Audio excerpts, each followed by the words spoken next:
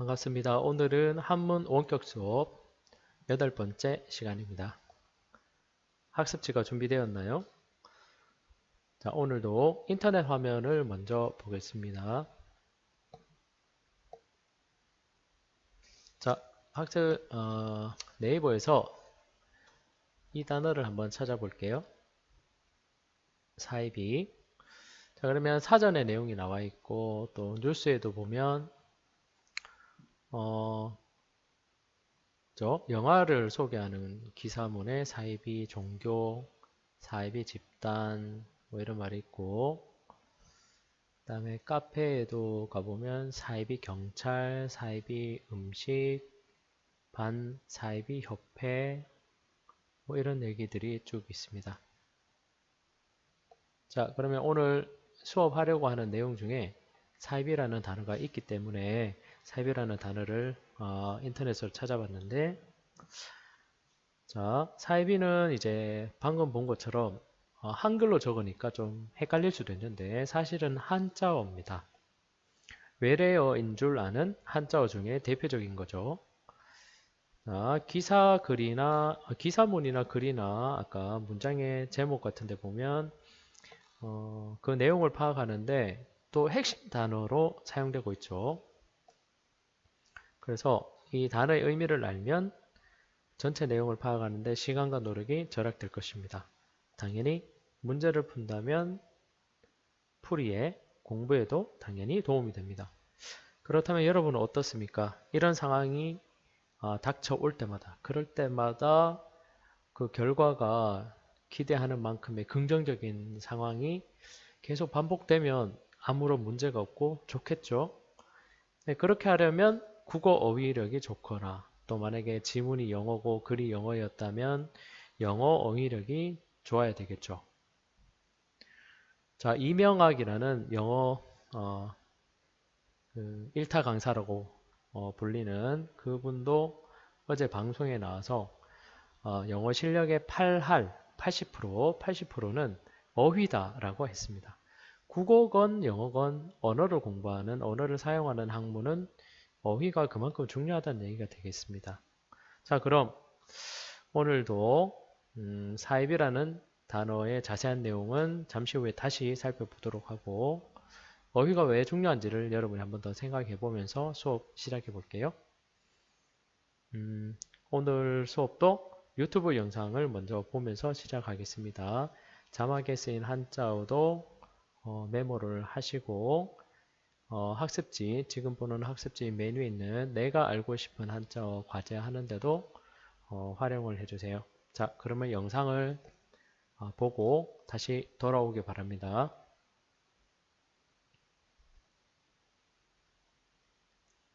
자, 잘 보고 왔나요?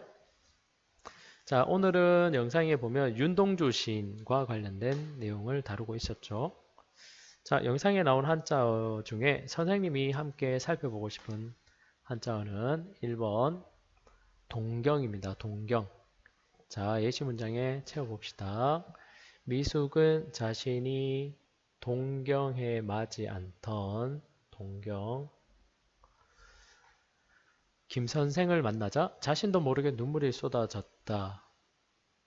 늘 동경했던 선생님을 만났는데 눈물이 쏟아졌다. 그러면 이 사람을 매우 간절히 기다리고 바라고 그리워했다. 이런 의미겠구나. 이렇게 생각이 될 수 있죠. 그래서 왼쪽에 있는 한자를 살펴보겠습니다. 동경이죠. 음이 동경. 그리워할 동, 그리워할 경.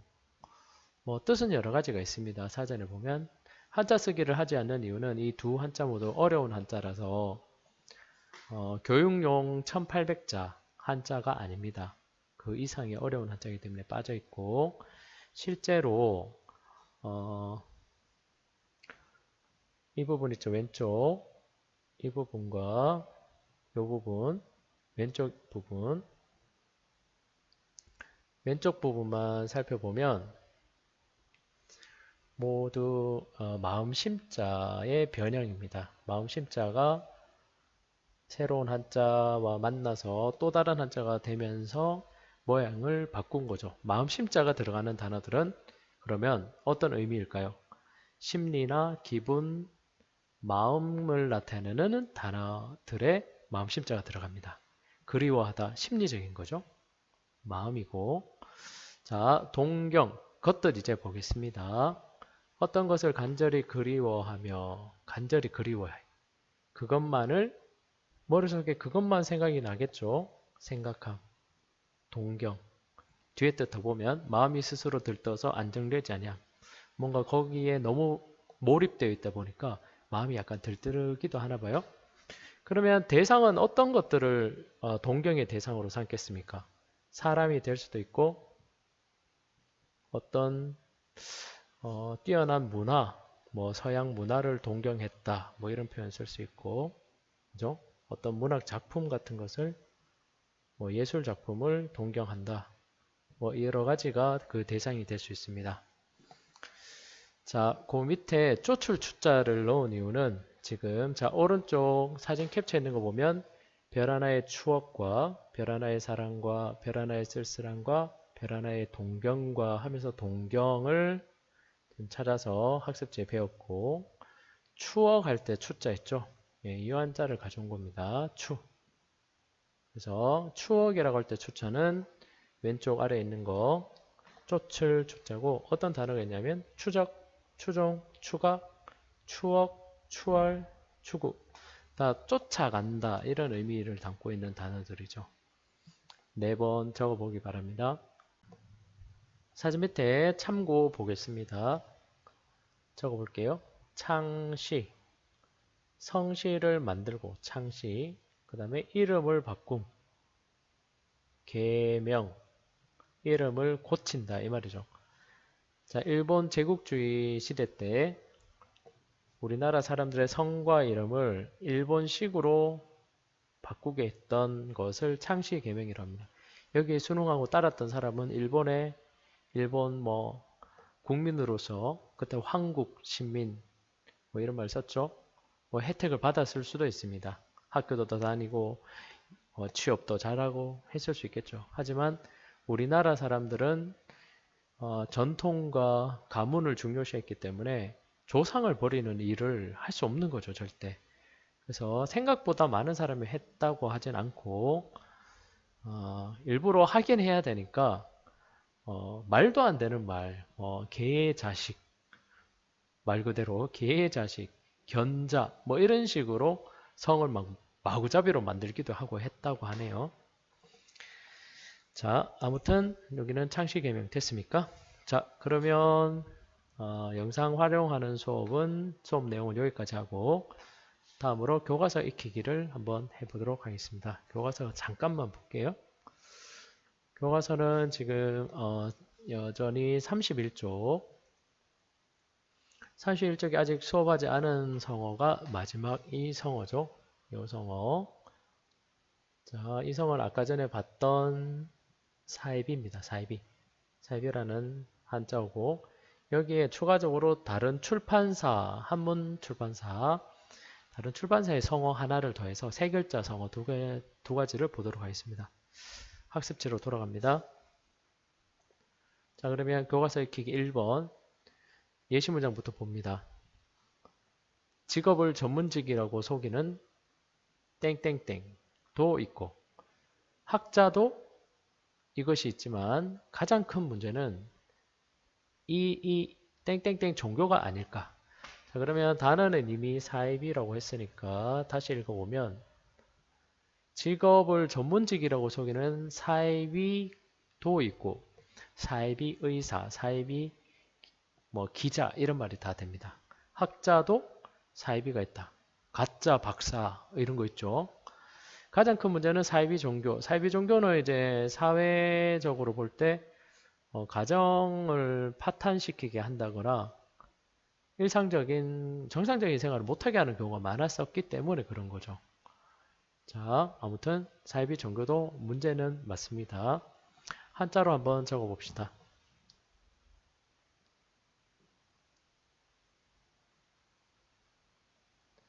자, 천천히 한번 적어보세요. 다시 적으면 하나, 둘, 셋, 넷, 다섯, 여섯, 일곱. 자, 밑에 있는데 잘 보고 적어 보세요. 순서도 글씨가 좀 잘 안 보일 수 있는데 학습지에는 적혀 있습니다. 자, 첫 번째 한자는 밑에는 지금 같을 사라고 되어 있는데 우리는 선생님은 비슷할 사, 비슷하다, 같다 이런 뜻입니다. 사, 이는 말, 이을, 이, 말, 이을, 이, 마지막에 아닐, 비. 그래서 사입입니다. 근데 이거를 자꾸 사입이라고 하는 경우에 사입이. 물론 사입이 첫 음절이니까 우리나라 말은 첫 음절에 약간 된 소리가 나죠. 그래서 사입이라고 말하는 경우가 있을 수 있는데 쓸 때는 절대 싸라고 쓰면 안 됩니다. 사가 맞습니다. 자, 속뜻 비슷하다 아니다니까 비슷하다 비슷하나 아니다. 말리을리자는 두 번째 있는 한자 말리을자는 앞에 말과 뒤에 말을 자연스럽게 연결해주는 역할을 합니다. 비슷하지만 비슷하고 이런 식으로 하면 됩니다.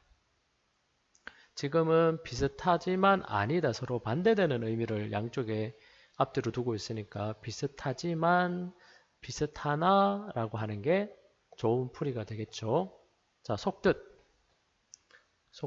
볼게요. 겉으로 보기에는 비슷하나 속으로 볼 때는 완전히 뭐더라? 아닐비자니까 아님 혹은 다름 아님 다름. 자, 그러면 더 쉬운 말로 하면 가짜라는 말이죠. 근데 가짜라는 말은 정말 조심해야 됩니다, 여러분. 왜 그러냐면 정말 진짜 같을 때 가짜라고 해야 됩니다. 유래를 보겠습니다. 이 말을 한 사람은 공작, 지난번에 나이를 나타내는 한자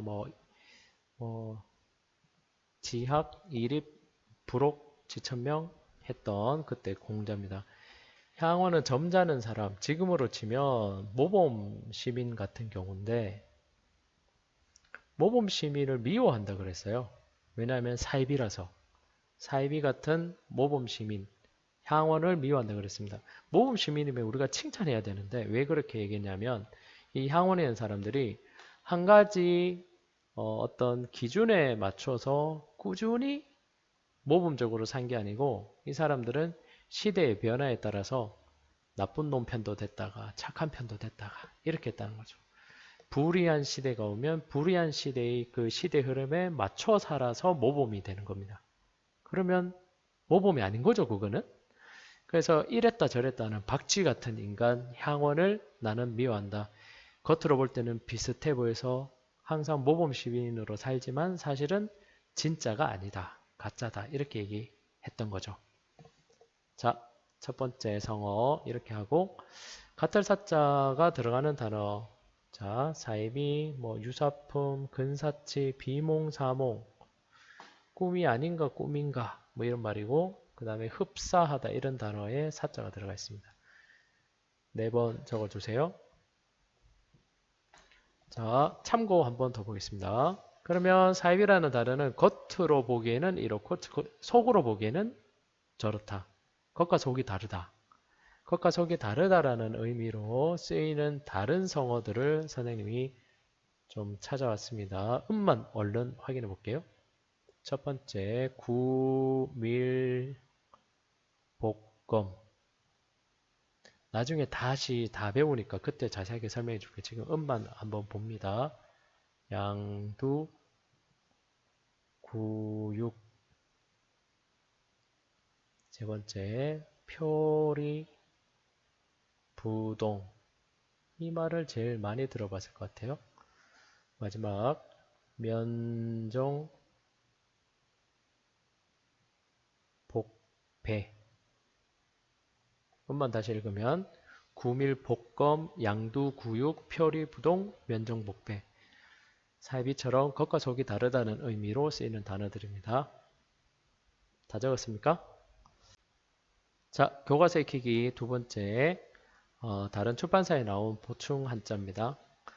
예시 문장 봅니다. 자신의 처지도 알지 못한 채 함부로 김 부장에게 땡땡땡한 이상무는 땡땡땡. 이상무는 곧 자신의 실수를 깨닫고 사과를 하게 되었다. 자, 한자를 한번 적어 볼게요. 자, 한번 적었던 한자죠. 흰백자입니다. 무슨 단어 할 때 배웠습니까? 이음절 두 글자짜리 단어 백미 할 때 흰백자 배웠습니다. 그 다음에 두 번째 한자는 자, 요것만 쓰면 이게 눈 목자입니다. 이미 눈 목자가 나왔고 자, 이렇게 덧붙이면 눈안 눈한자가 들어간 단어 많죠. 뭐 안경, 안과, 뭐 안약. 자, 마지막 한자. 이 한자도 오른쪽 부분, 이 부분만 보면 볼견자입니다. 왼쪽만 봐도 볼시자죠. 보다라는 뜻의 한자가 두 개 있어요. 그래서 한자 뜻은 또 다른 한자, 보일시. 보다도 됩니다. 보다 해도 되고, 보이다도 되고, 백안시입니다. 백안시. 자, 예시 문장의 음은 그러면 백안시겠죠?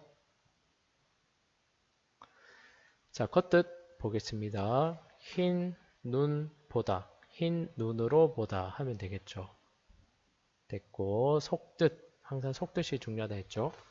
남을 업신여기거나 무시하는, 남을 업신여기거나 무시하는 태도, 아니면 그러한 태도로 눈을 흘겨보는 거. 눈을 이렇게 우리말로 하면 뭐 째려본다 이런 말 들어봤죠. 눈 흰자에만 보이게 딱 해서 이렇게 보는 거.